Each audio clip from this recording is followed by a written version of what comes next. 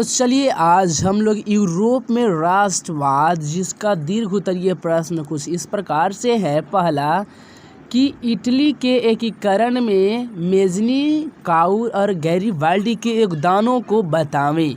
तो चलिए हम देख लेते हैं क्या है। देखिए मेजनी का योगदान की अगर बात करें तो मेजनी साहित्यकार, गणतांत्रिक विचारों का समर्थक और योग्य सेनापति था जो पराजय के बाद भी हार नहीं मानी और 1831 ईस्वी में यंग इटली तथा 1834 ईस्वी में यंग यूरोप नामक संस्था का स्थापना किया, जिसका उद्देश्य था यूरोप के अन्य देशों में चल रहे राष्ट्रीय आंदोलन को बढ़ावा देना। ऐसा करने से मेटरनिख को ऑस्ट्रिया छोड़कर भागना पड़ा। मेजनी पूरे इटली को अपने नेतृत्व में एकीकरण करना चाहता था और उधर सर्डिनिया पीडमाउंट के शासक चार्ल्स अल्बर्ट अपने पक्ष में तथा पोप भी इटली को धर्म राज्य बनाना चाहता था। इसलिए तीनों का विचार अलग अलग था, लेकिन एकीकरण का मार्ग प्रशस्त हो गया। कहने का मतलब यहाँ पे यदि आप देखें तो मेजनी क्या था तो साहित्यकार था। मेजनी कौन था तो साहित्यकार था। कैसे विचारों का समर्थक था तो गणतांत्रिक, यानी कि राज्य को गणतंत्र बनाना चाहता था, लोकतंत्र बनाना चाहता था। गणतंत्र विचारों का समर्थक था और साथ ही साथ यह सेना का संचालन करता था, यानी सेनापति भी था, यानी योग्य, जिस प्रकार से होना चाहिए उसी प्रकार से योग्य सेनापति भी था। और देखिए मेजनी बहुत बार हार गया, लेकिन ये हारने के बावजूद भी हार नहीं मानी। ठीक है, 1800 इसने क्या किया, हारला के बाद भी 1831 ईस्वी में यंग इटली, 1831 ईस्वी में यंग इटली तथा 1834 ईस्वी में यंग यूरोप नामक संस्था का स्थापना किया, जिसका उद्देश्य यूरोप के अन्य देशों में चल रहे राष्ट्रीय आंदोलन को बढ़ावा देना था। जैसे देखिए क्या हुआ कि 1831 ईस्वी में यंग इटली का स्थापना कर दिया और उसके बाद फिर 1834 ईस्वी में यंग यूरोप। अब इसलिए ऐसा कर रहा था क्योंकि इससे यह हो जाए कि जितना भी देशों में आंदोलन चल रहा हो सबको बढ़ावा मिले कि नहीं, लड़ना बहुत ही ज़रूरी है। ऐसा करने से मेटरनिख को ऑस्ट्रिया छोड़कर भागना पड़ा। इस प्रकार से बेचारा मेटरनिख जो था वो भाग गया कि अब हमको यहाँ रहने लायक नहीं है, बिना भागले काम चलेगा नहीं, इसलिए बेचारा भाग गया। मेजनी जो था पूरे इटली को सोचा ना कि अपने नेतृत्व में एकीकरण कर देवे, काम हो जाएगा। लेकिन बात ऐसा था कि उधर सर्डिनिया पीडमाउंट के जो शासक था चार्ल्स एल्बर्ट। सर्डिनिया पीडमाउंट के शासक कौन था तो चार्ल्स एल्बर्ट। ये सोच रहा था कि हम अपन नेतृत्व में इटली के एकीकरण करें। ठीक है, मेजनी सोच रहा है कि हम अपन नेतृत्व में एकीकरण करें। और पोप भी, जो राजा था वहाँ पोप भी सोच रहा था कि नहीं, हम इसको धर्म राज्य बनाना चाहेंगे। इसलिए देखिए 3 गो आदमी थे और तीनों के विचार का थे अलग अलग थे। देखिए भले विचार अलग अलग था लेकिन मंजिल तो एक ही था, सबको था कि एकीकरण करना है। तो इसीलिए एकीकरण का मार्ग तो यहाँ पे प्रशस्त, यानी कि राह जो था, यानी मार्ग जो था खुल गया। अगर बात करें अब काउंट का योगदान के, तो देखिए काउर के योगदान को भी हम लोग समझते हैं। काउर का योगदान तो देखिए इटली में सर्डिनिया पीडमाउंट का नया शासक, देखिए सर्डिनिया पीडमाउंट का नया शासक, जैसे पहले था चार्ल्स अल्बर्ट, लेकिन अब की नया शासक विक्टर इमैनुअल बना। इसने कहा किया कि काउंट काउर को प्रधानमंत्री के पद पर नियुक्त किया और काउर जो काउंट काउर था वो एक सफल कूटनीतिज्ञ एवं राष्ट्रवादी था, यानी कि बहुत बढ़िया राजनीति जानता था ये आदमी और साथ ही साथ अपने देश से बहुते प्रेम करता था। वह इटली के एकीकरण में सबसे बड़ा बाधा जो था ऑस्ट्रिया को मानता था। मतलब जो काउंट काउर था वो कहा कि ऑस्ट्रिया अगर नहीं रहे तो काम हो जाए, ऑस्ट्रिया ही सबसे बड़ा बाधा है। इसलिए उसने फ्रांस से दोस्ती करके क्रीमिया युद्ध में फ्रांस की ओर से लड़ने लगा। अब हुआ का देखिए, जो फ्रांस जो यहाँ पे इटली जो था काउंट काबूर समझा कि जब क्रीमिया युद्ध चल रहा था फ्रांस और जब क्रीमिया युद्ध चल रहा था ऑस्ट्रिया और फ्रांस के बीच में, तो हुआ क्या कि फ्रांस के तरफ से मिल गया कौन, इटली मिल गया, जो कि फ्रांस ये भी नहीं कहा था कि हमारा तरफ से आके लड़ो, लेकिन फ्रांस की ओर से लड़ने लगा।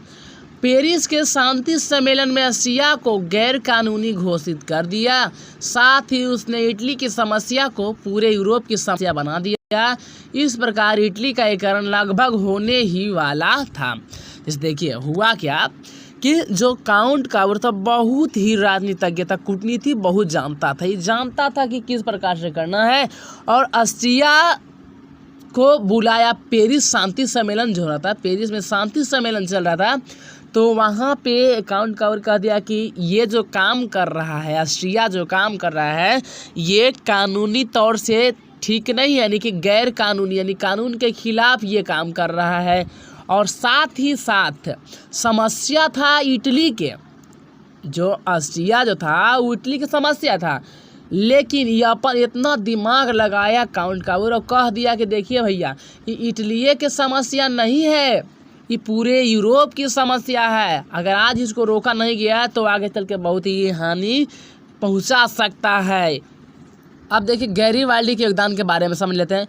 तो गैरीवाल्डी एक महान क्रांतिकारी था, यह पेशे से नाविक था। यह जो गैरीवाल्डी था महान क्रांतिकारी था, पेशे से नाविक था, जो इटली का एकीकरण करके उसे गणराज्य बनाना चाहता था। यह सोचता था कि इसको हम गणतंत्र स्थापित कर देवें, राजतंत्र हटा देवें। गैरीवाल्डी मेजनी के विचारों का समर्थक था। गैरीवाल्डी जो था मेजनी के विचारों का समर्थक था, लेकिन बाद में काउंट काबूर के प्रभाव में आकर संवैधानिक राजतंत्र का पक्षधर बन गया। यानी कि देखिए राजतंत्र सिर्फ दिखावे के लिए बन गया कि हम राजतंत्र के पक्ष में हैं, लेकिन मन में तो कुछ और ही चलता रहता है। इसने अपने कर्मचारियों, इसने मीन्स गैरीवाल्डी ने कर्मचारियों और स्वयं सेवकों की सेना बनाकर इटली के प्रांत सिसिली और नेपल्स पर आक्रमण कर दिया, और उसने विक्टर इमैनुअल के प्रतिनिधि के रूप में वहां की सत्ता संभाल लिया।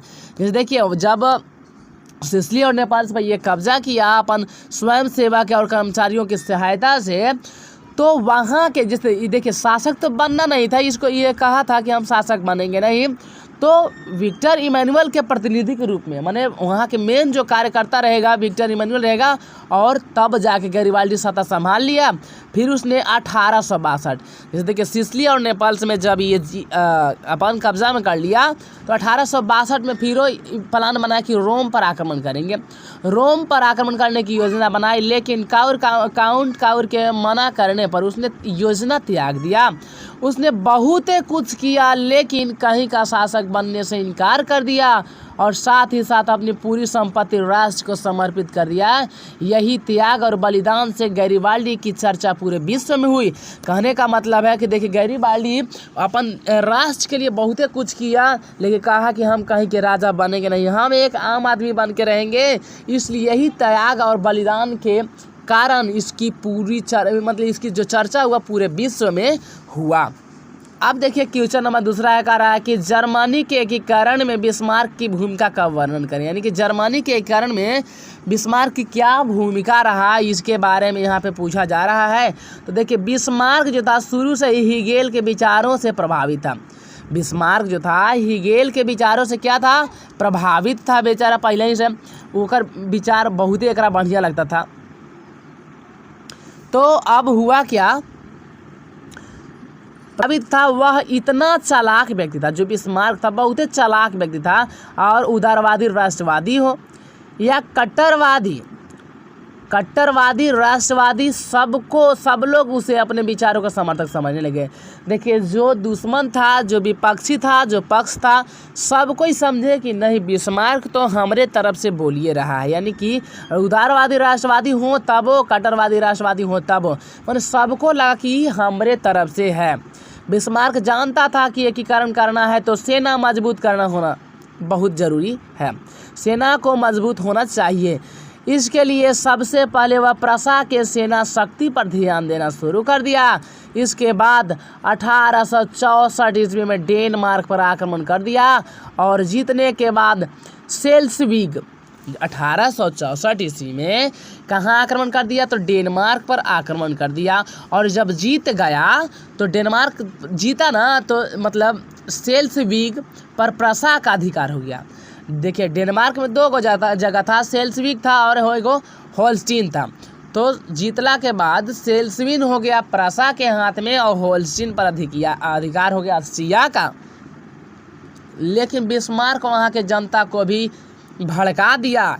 इसके कारण ऑस्ट्रिया ने प्रसा के खिलाफ 1866 ईस्वी में सेडेवाक में युद्ध की घोषणा कर दी। देखिए बेचारा जो ऑस्ट्रिया था, ऑस्ट्रिया और प्रसा दोनों मिलकर युद्ध किए डेनमार्क पर, लेकिन अब जीता तो एगो जो हुआ सेल्सविग जो हुआ प्रसा के मिल गया, होल्स्टीन ऑस्ट्रिया को मिल गया।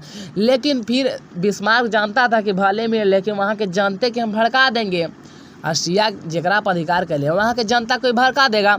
और सही बात हुआ, भड़का दिया। एक वजह से 1866 ईस्वी में ऑस्ट्रिया का कि नहीं अभी मानेगा नहीं प्रसा, इसलिए सेडेवा युद्ध की घोषणा कर दे कि अभी लड़े ला तैयार हो जाओ, जिसमें ऑस्ट्रिया बुरी तरह से हार गया।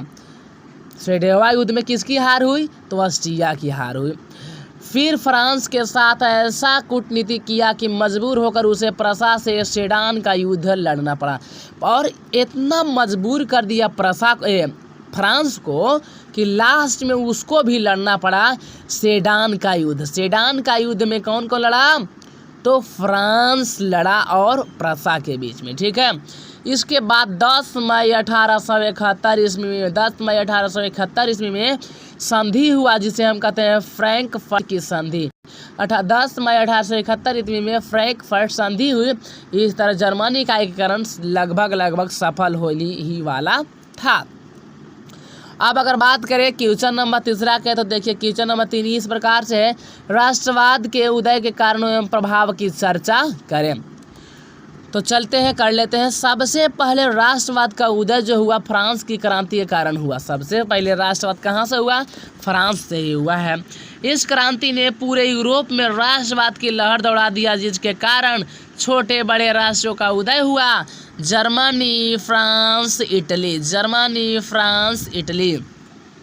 में राष्ट्रवाद की भावना इतनी हो गई कि आपस में द्वेष रखने लगे, जो राष्ट्रवाद का नकारात्मक पक्ष था। जैसे हुआ क्या, सबसे पहले क्रांति कहाँ हुआ, फ्रांस में हुआ। सबसे पहले क्रांति कहाँ, फ्रांस में हुआ। फ्रांस में क्रांति होने से क्या हुआ, तो पूरे यूरोप के देशों में लहर दौड़ गया राष्ट्रवाद के। अब एक से क्या हुआ, जिसके कारण छोटे बड़े राष्ट्रों का भी उदय हो गया। और जर्मनी, फ्रांस, इटली में इतना राष्ट्रवाद की भावना हो गया कि आपस में सब द्वेष रखने लगे। और जब द्वेष रखने लगे तो ये जो था राष्ट्रवाद का कुछ नकारात्मक, यानी कि बहुत हानिकारक विचार था, ये सब विचार होना नहीं चाहिए था। तो ये बड़े देश सबसे पहले, ये जो जर्मनी, फ्रांस, इटली जो था, ये बड़े देश सबसे पहले एशिया और बाद में अफ्रीका को अपना निशाना बनाने लगे। इनके लिए उनमें कई युद्ध भी हुए। जैसे देखिए ये अब सोच रहा है कि भाई हमारा जैसे भारत पर बहुत लोग आक्रमण किया, तो ओनली सोचें कि से भारत हमारा होना चाहिए। और इस प्रकार से बहुत सारे देशों में लड़ाई हुआ। और इसके बाद क्या हुआ, जो जितना शक्तिशाली मतलब देश था, उसको उतना बड़ा क्षेत्र मिला। जब युद्ध हुआ, जितना शक्तिशाली था, उसको उतना ही बड़े भाग पर अधिकार हुआ। और ये पूरी तरह से उसका शोषण किया। जैसे देखिए भारत पर यह अधिकार किए लोग, मतलब गुलाम किए थे भारत को, तो तनी मानी नहीं चूसे हैं। इसी प्रकार से उपनिवेशों से उन्हें 2 चीज़ों आसानी से मिला। पहला तो उद्योगों के लिए कच्चा माल, जिस प्रकार से अगर कुछ भी चीज़ बनाना हो तो उसके लिए जो सामान की ज़रूरत होती वो आसानी से मिल जा रहा था। दूसरा जो था व्यापार करने का जगह। भारत जैसे देश के लिए इंग्लैंड, फ्रांस, पुर्तगाल और हॉलैंड में युद्ध हुआ। देखिए इंग्लैंड, हॉलैंड, पुर्तगाल में युद्ध हुआ, जेकर जीत हुआ इंग्लैंड की, इसीलिए भारत को गुलाम बना लिया था इंग्लैंड। अगर बात करें क्वेश्चन नंबर 4 के, तो देखिए 4 बोल रहा था कि जुलाई 1830 की क्रांति का विवरण दे। 1830 की क्रांति जो हुआ था उसको बारे में बताइए। तो देखिए देख लेते हैं हम। तो लुई 18वां के मृत्यु के बाद, जिसे लुई 18वां जब मर गया था, तब उसका भाई चार्ल्स 10वां लुई XVIII के बाद कौन राजा बना? तो चार्ल्स 10वां गद्दी पर बैठा, जो कि एक निरंकुश एवं प्रतिक्रियावादी था। निरंकुश का मतलब जनता का कोई वैल्यू नहीं है, जनता उस पर अंकुश नहीं लगा सकता, रोक नहीं लगा सकता है, जे मन है से करे राजा। प्रतिक्रियावादी मतलब काम भी करता था, जिसने फ्रांस में चल रही आंदोलनों को दबाने का काम किया। जो आंदोलन चल रहा था, राष्ट्रवादी आंदोलन चल रहा था, उसको दबाने का काम कर रहा था कौन? तो चार्ल्स 10वां। चार्ल्स 10वां कौन था? तो लुई XVIII के भाई था। तो चार्ल्स 10वां का किया कि उसने पोलिगनेक को प्रधानमंत्री बनाया, और पोलिगनेक जो था वो पूंजीपति यानी अमीर लोगों को विशेष अधिकार दे दिया कि जे करना है ऐसे करिए, आप लोग को छूट है। इसलिए जनता में काफ़ी आक्रोश की भावना उत्पन्न हो गया। इसके बाद चार्ल्स 10वां ने 25 जुलाई 1830 ईस्वी में 4 अध्यादेशों द्वारा अपना एगो नया कानून बनाया। इन कानूनों के विरोध में पेरिस में क्रांति की लहर दौड़ गई, और फ्रांस में 28 जून 1830 ईस्वी को गृह युद्ध आरंभ हो गया। इसे ही जुलाई 1830 की क्रांति कहा जाता है। इसके परिणाम स्वरूप चार्ल्स 10वां को गद्दी छोड़कर भागना पड़ा। इस तरह फ्रांस में बुर्बो वंश के शासन का भी अंत हो गया था।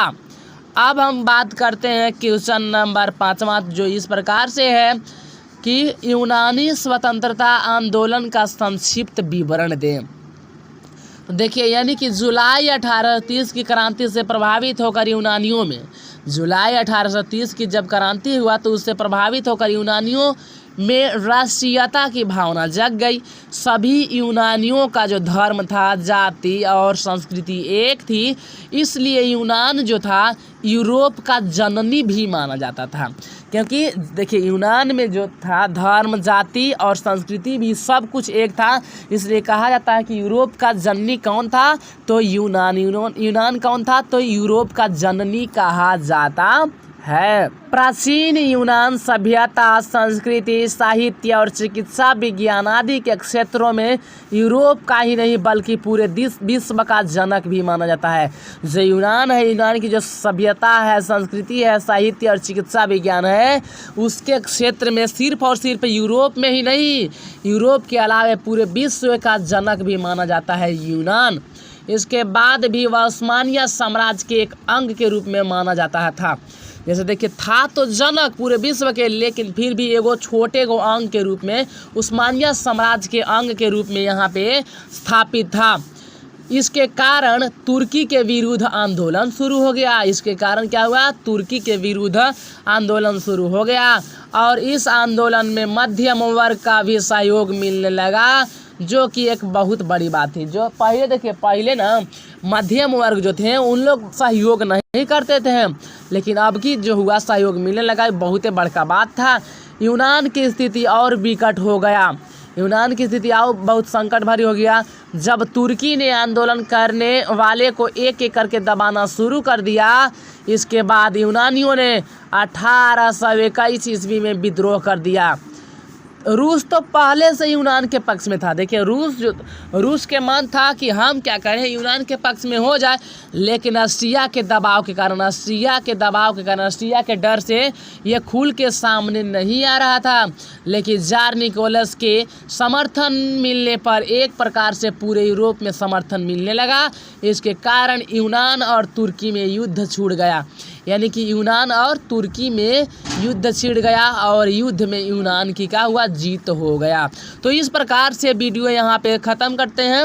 अब यदि आपको बढ़िया लगा तो वीडियो को लाइक करिएगा, चैनल को सब्सक्राइब करिएगा, और वीडियो को हमेशा प्ले लिस्ट में ही देखिए, आपको बहुत बढ़िया समझ में आएगा। मिलते हैं अन्य चैप्टर में, तब तक के लिए धन्यवाद। टेक केयर दोस्तों, बाय बाय।